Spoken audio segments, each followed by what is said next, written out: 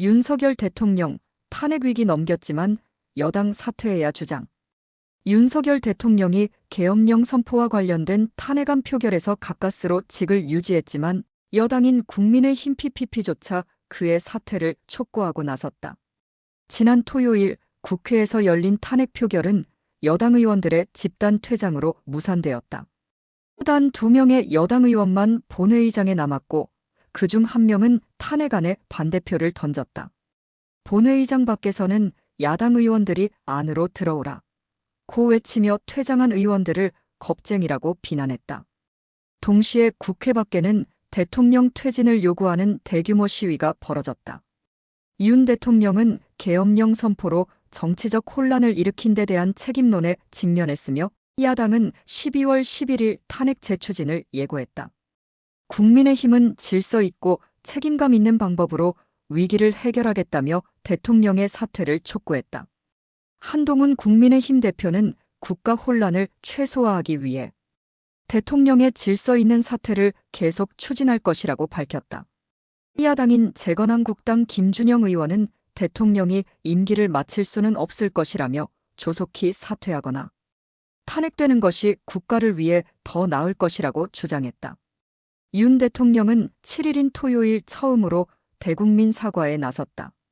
그는 계엄령 선포는 국가 업무를 책임지는 최종 책임자로서의 절박감에서 비롯된 것이라며 큰 충격을 받았을 국민들께 깊이 사과드린다고 밝혔다. 그는 불안과 불편을 초래해 죄송하다고 전하며 계엄령과 관련된 법적, 정치적 책임을 회피하지 않겠다고 강조했다.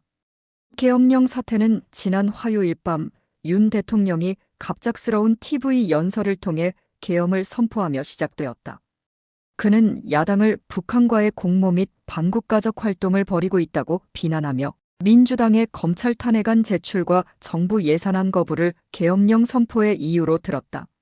하지만 국회가 군을 제치고 본회의에 진입해 계엄령을 만장일치로 철회하면서 계엄은 불과 6시간 만에 종료되었다.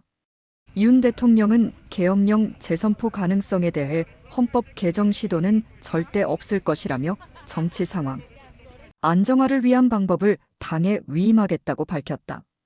그는 국민께 심려를 끼쳐 죄송하다고 말하며 연단에서 물러났다. 이번 계엄 사태는 짧은 기간에도 불구하고 군사 독재 시절의 잔혹한 계엄 경험으로 인해 큰 충격과 분노를 불러일으켰다. 정치권과 군 내에서도 윤 대통령에 대한 지지가 급속히 약화되었으며 국민적 비난이 이어지고 있다.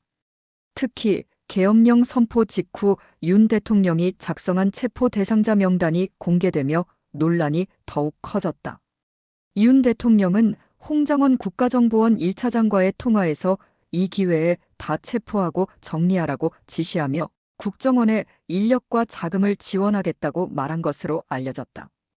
이에 대해 홍 차장은 미쳤다고 생각했다고 전했다. 한편 체포 명단에는 한동훈 국민의힘 대표와 이재명, 민주당 대표를 포함한 다수의 정치인이 포함된 것으로 밝혀져 파장이 일고 있다.